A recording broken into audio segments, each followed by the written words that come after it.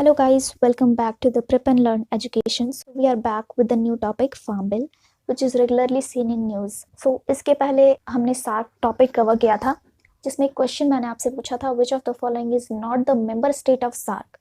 तो इसका आंसर होगा China, because China is the observer state, not a member state. Okay? अब आते हैं कि फार्म बिल क्या है, इसमें क्या प्रोविजंस दिए गए हैं और इसका प्रोटेस्ट क्यों हो रहा है. सो इसमें 3 बिल्स इंट्रोड्यूस किए गए हैं, जो कि मिनिस्ट्री ऑफ एग्रीकल्चर के चेयरमैन नरेंद्र सिंह तोमर के द्वारा किया गया है. और इसका पहला बिल है the farmers produce trade and commerce promotion and facilitation bill 2020. The second one is the farmers empowerment and protection agreement of price assurance and farm services bill 2020. And the third one is Essential Commodities Amendment Bill 2020. So we will see what are the provisions given under the Farmers Produce Trade and Commerce Promotion and Facilitation Bill 2020. तो इसके अंदर farmers के लिए APMC mandis के बाहर भी marketing और agriculture cell को खोला जा रहा है. And it will also allow interstate trade and provide a framework for electronic trading of agriculture produce. And state governments are prohibited from collecting market fees, cess, levy for trade outside the APMC's markets. In the second bill, the Farmers Empowerment and Protection Agreement of Price Assurance and Farm Services Bill 2020, क्या provisions दिए गए हैं? So it will provide framework on trade agreements for the sale and purchase of farm produces, and there will be a written farming agreement between a farmer and a buyer. In this written agreement, production or rearing of crops, list of terms and condition for supplies, quality, grade, standard and price of farm produces and services will be mentioned in that agreement. And also mutually agreed remunerative price framework will be envisaged in the legislation is touted as one that would protect and empower farmers.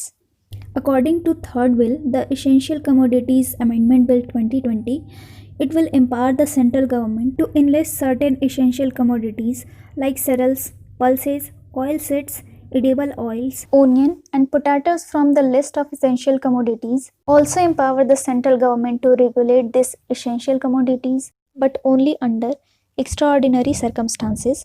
So what are these extraordinary circumstances? War, famine, extraordinary price rise and also natural calamities.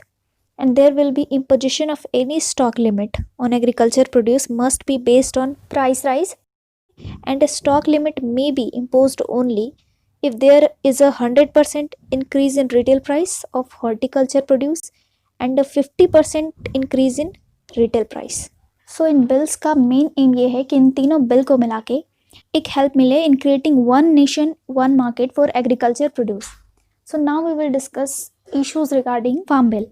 There is no mechanism of price fixation, इसलिए farmers को डर है कि जो ये free hand दिया जा रहा है प्राइवेट कॉर्पोरेट हाउसेस को, तो उससे फार्मर्स का एक्सप्लॉयटेशन हो सकता है. अनदर इशू क्या है कि गवर्नमेंट APMC मंडीज़ के बाहर भी एग्रीकल्चर सेल को ओपन कर रही है. तो there is a sign for ending of MSP, but there is another view कि मेजोरिटी ऑफ मार्केटिंग जो है वो मंडी के बाहर ही होती है. एंड बिहार एंड मणिपुर यहाँ पे APMC सिस्टम तो फॉलो भी नहीं होता. ज़्यादातर प्रोटेस्ट जो है वो MSP को लेकर ही हो रहा है. और आपने न्यूज़ में भी ये देखा होगा कि ज़्यादातर जो फार्मर्स प्रोटेस्ट कर रहे हैं वो पंजाब और हरियाणा से है. तो ऐसा क्यों? क्योंकि गवर्नमेंट जो है वो मोर देन 85% वीट और पैडी पंजाब से MSP पे ख़रीदती है और हरियाणा से मोर देन 75%. तो लोगों को ये डर है कि अगर MSP ख़त्म हो जाएगी तो ये प्रोड्यूस जो है उनका मिनिमम सपोर्ट प्राइस भी उन्हें नहीं मिल पाएगा. But there is another view also कि हमारे पास एक फूड सिक्योरिटी एक्ट है, ठीक है, हमारे पास PDS सिस्टम है. अगर गवर्नमेंट एग्रीकल्चर प्रोड्यूस नहीं खरीदती है तो वो PDS सिस्टम की क्राइटेरिया को कहाँ से फुलफिल कर पाएगी. Another issue is no consultation, that is mistrust. तो किसी से कोई कंसल्ट नहीं किया गया. बिल के अंदर लैक ऑफ रेगुलेशंस हैं, तो इस वजह से लोगों के अंदर ट्रस्ट की कमी है गवर्नमेंट पे. There is also food security undermined. And also there is entry of 2 of the biggest corporate groups. तो जब बड़े कॉर्पोरेट ग्रुप्स की एंट्री होती है तो बार्गेनिंग पावर कम हो जाती है. सो कॉर्पोरेट ग्रुप्स के आने की वजह से फार्मर की बार्गेनिंग पावर कम हो जाएगी. और इसके अंदर एक और प्रोविज़न है कि जो स्टेट गवर्नमेंट है वो कोई भी टैक्स लेवीज ये सब नहीं ले सकती है. लेकिन जो एग्रीकल्चर और मार्केट है ये दोनों स्टेट सब्जेक्ट के अंदर आते हैं, तो ये भी एक रीज़न है।